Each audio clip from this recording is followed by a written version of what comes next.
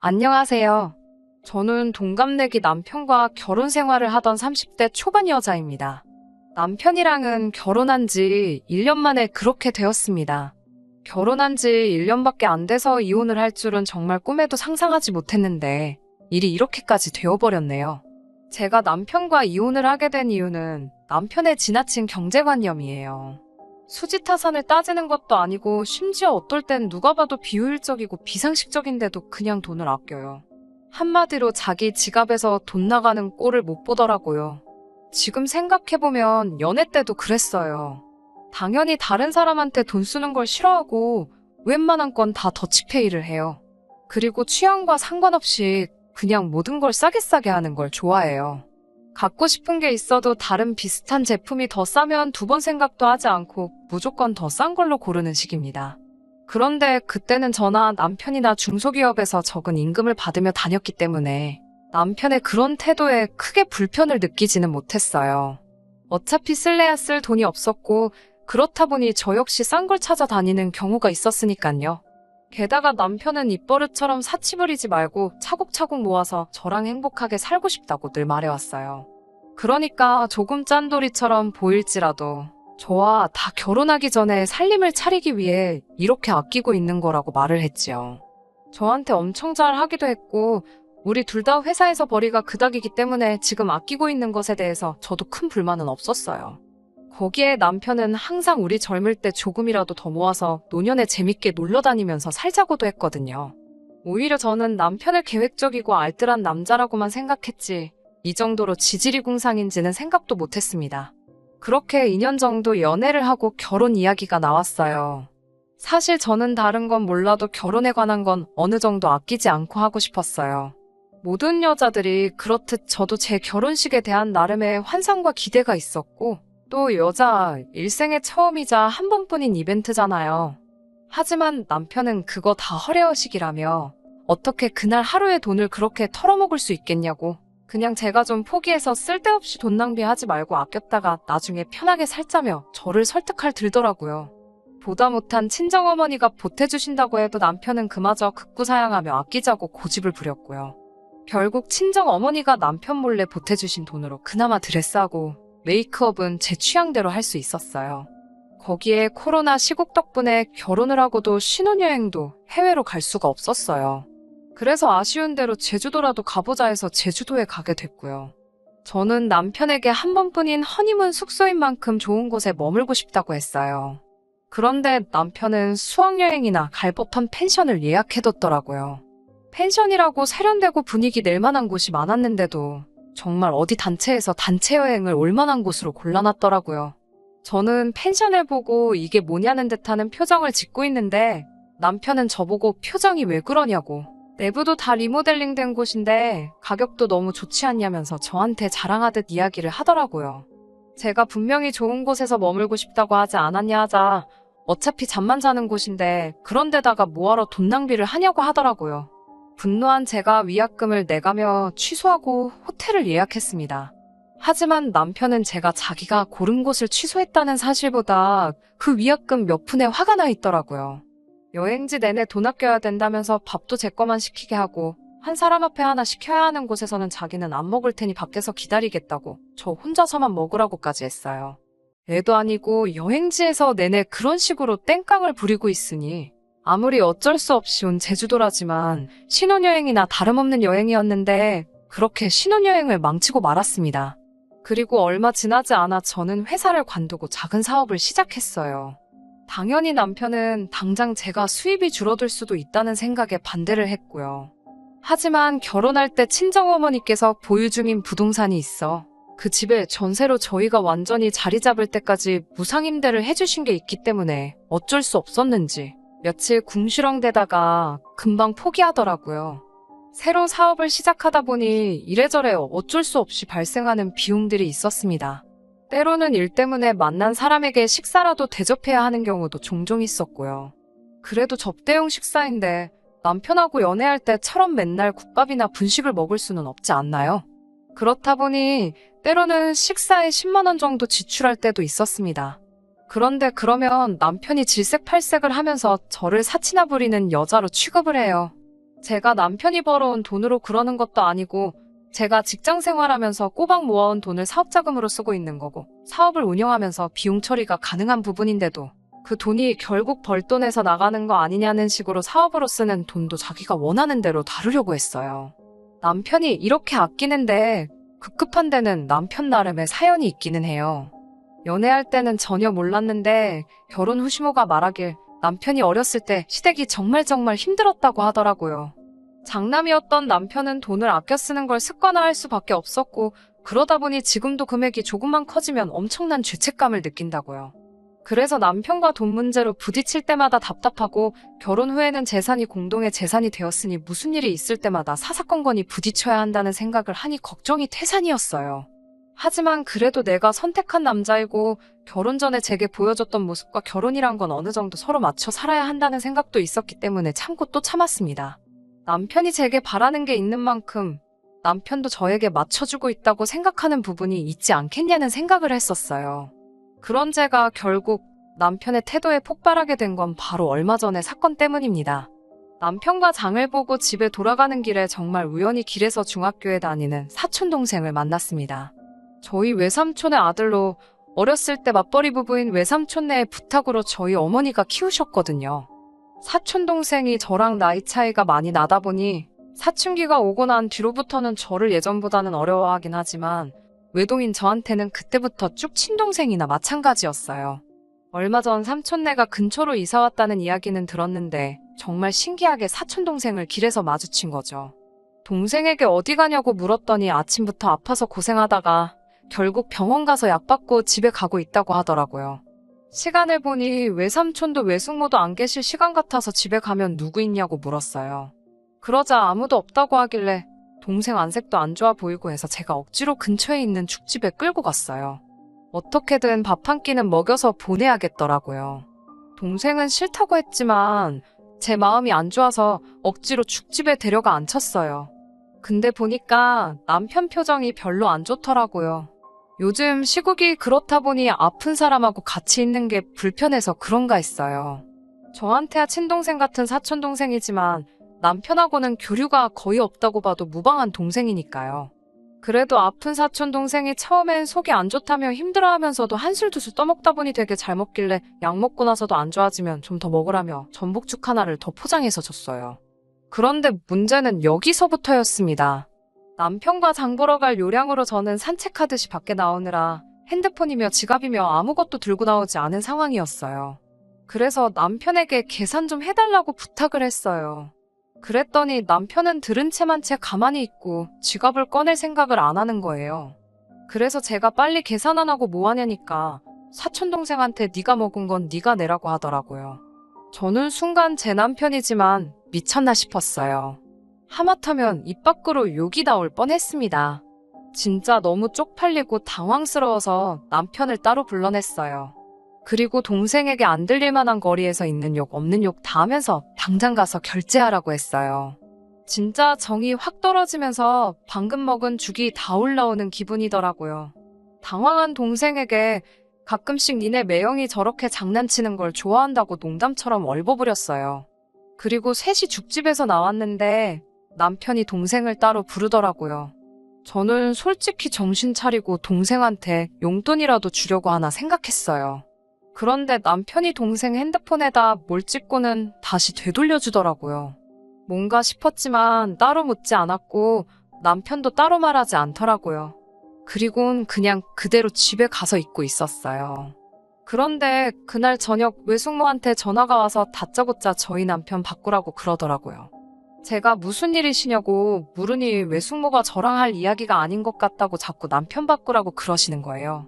제가 그러지 말고 저한테 말씀하시라고 하니까 외숙모가 한숨을 내쉬면서 네 남편이 우리 애한테 계좌번호를 찍어줬다는 거 너도 알고 있냐고 물으시더라고요. 남편이 제 사촌동생한테 계좌로 돈을 보내라고 했다는 거예요. 그 말을 듣는데 얼굴은 화끈거리고 너무 죄송한 마음이 들고 어쩔 줄을 모르겠더라고요. 그 길로 외삼촌네로 달려갔더니 사촌동생은 저를 보려고도 안 하더라고요. 외숙모가 말하기를 사촌동생은 죽도 별로 먹고 싶지도 않았는데 억지로 먹으라고 그러더니 돈 내라고 그래서 너무 억울했다고 하소연을 하더래요. 자긴 돈도 없는데 어떡하냐고요.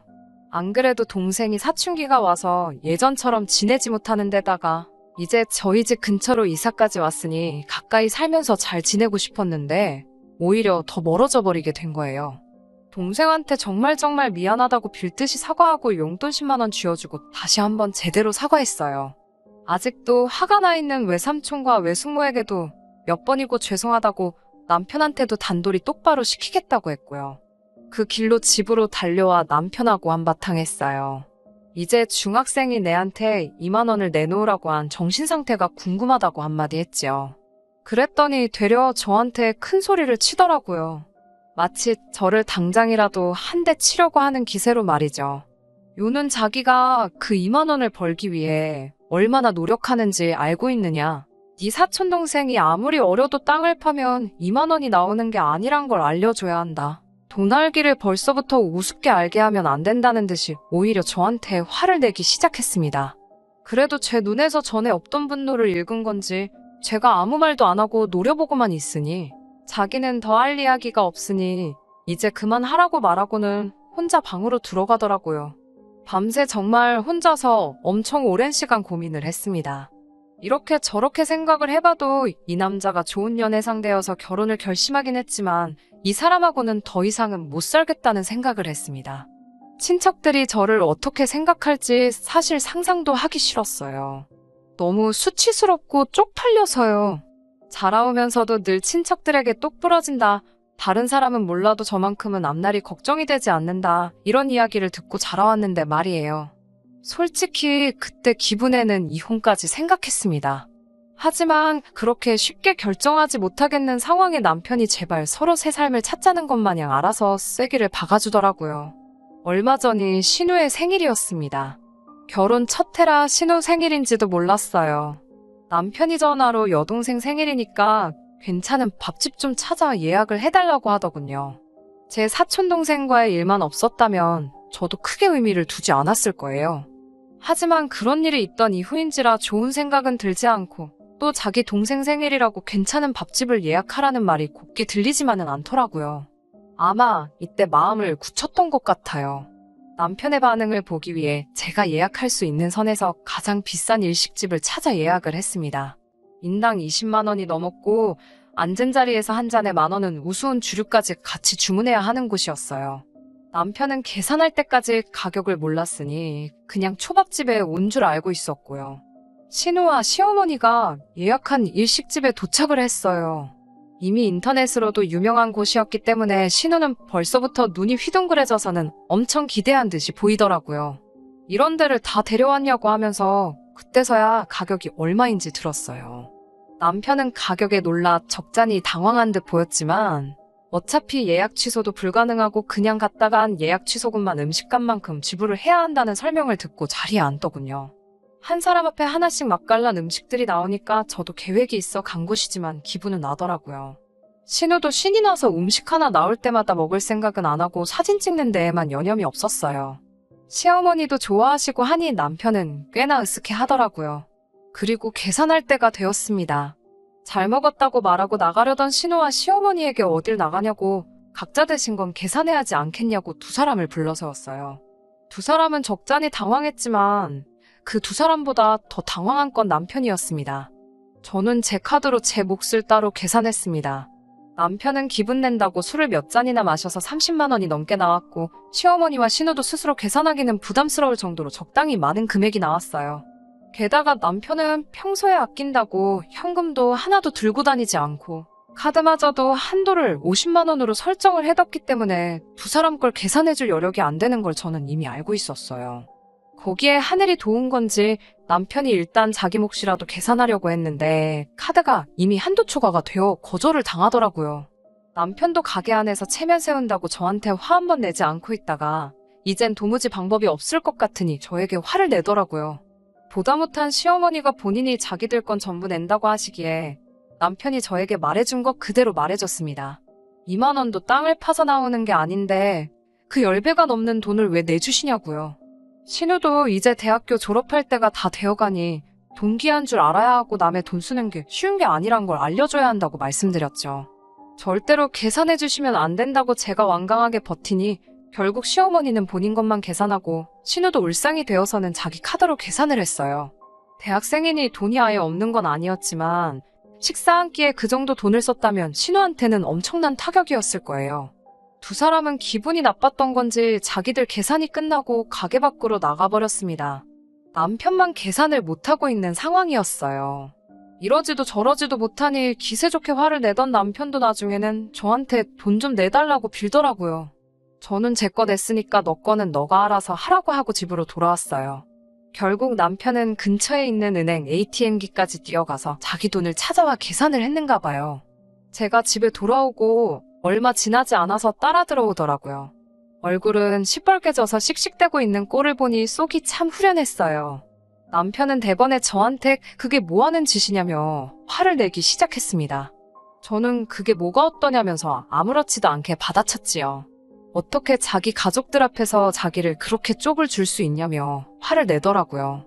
지난번 제 사촌동생 일과 다른 게 뭐냐 따졌더니 사촌하고 가족하고 같을 수가 있냐며 자기가 뭘 잘못했는지는 끝까지 생각하지 않고 저에게 소리만 지르고 있었어요. 검소한 것도 잔돌이인 것도 최대한 이해하려고 해봤지만 또 자기 가족 얽힌 일에선 이렇게 내로남불까지 하는 사람이라고는 생각도 못했습니다. 일관적이게 짠돌이 짓을 할 거면 자기 체면이 어떻든 간에 제가 그 자리에서 시어머니와 신우에게 본인 몫을 각자 지불하라고 했을 때 그렇게 하라고 거들었을 테죠. 그런데 자기 가족이 먹는 밥은 얼마가 되었든 자기가 지불할 용의가 있다고 우기는 거 아닌가요? 물론 그 금액이 비싼 건 여전히 아까워하겠지만요. 여기서 더 남편과 실갱이하면서 서로 소리쳐 싸워봤자 감정만 상할 뿐이란 걸 알고 있었어요. 애초에 원초적인 해결이 필요했던 거죠. 그렇게 좋아하는 돈 이제 혼자서 벌고 쓰고 알아서 맘대로 하라고 했지요. 그랬더니 말귀는 또 못 알아듣고 하는 말이 갑자기 왜 그러냐고, 혹시 제가 하는 사업이 잘 안 돼서 그러는 거냐고 하더라고요. 그저 돈 이야기 앞에는 저렇게 민감해져서 앞으로 이 남자와는 어떻게 행복할 틈이 없을 것 같다는 확신이 들었습니다. 이혼하자고 단도직입적으로 말을 해주니 그제서야 그러지 말라고 빌더라고요. 아까 혼내던 모습은 온데간데 없고 울먹이기까지 했습니다. 남편에게 나랑 결혼은 왜 했냐고 했더니 신혼부부로 살면 대출도 싸게 나오고 여러 가지 혜택이 좋지 않냐고 하더라고요. 그 와중에도 저를 사랑해서 결혼한 거라는 대답을 듣고 앞으로 잘해보자고 하려던 제가 다 한심해지더라고요. 그래서 결국 남편과는 이혼하게 되었습니다. 집이야 친정어머니 집에 무상으로 살고 있었으니 아무 문제가 없었고 혼인기간이 짧다 보니 분할할 재산도 없었습니다. 처음에는 그나마도 잘못했다고 사과를 하기는 했지만 나중에도 제가 마음을 굽히질 않으니 이혼 비용에 돈을 아끼고 싶었는지 순순히 합의를 해주더군요. 그나마 둘 사이에 아이가 없던 게 다행인 것 같네요. 회사는 그만뒀지만 사업이 어느 정도 자리를 잡고 있어서 이혼을 한다고 하더라도 당장 제 자신 하나는 건사할 수 있겠다 싶습니다. 검소한 것과 짠돌이는 종이 한 장 차이입니다. 사람을 자세히 파악하지 못한 제 자신도 있지만 정말 저 같은 사건을 겪기 전까지는 알 수 없기도 하겠지요. 제가 사람을 잘못 본 거기는 하지만 연애할 때 감정 때문에 단점을 장점으로 받아들이시는 분이 없으면 참 좋겠네요. 그래도 거지 같은 남편을 떠나 다시 새 출발하게 되었으니 사연 들어주신 분들께 감사드리고 저한테 앞으로 좋은 일 생길 거라 응원의 메시지 한번 보내주시면 참 감사하겠습니다. 이만 사연 마치도록 하겠습니다. 끝까지 들어주셔서 감사합니다. 오늘의 사연은 여기까지입니다. 구독과 좋아요, 알람 설정 부탁드리고 더 좋은 사연으로 다시 찾아뵙겠습니다. 감사합니다.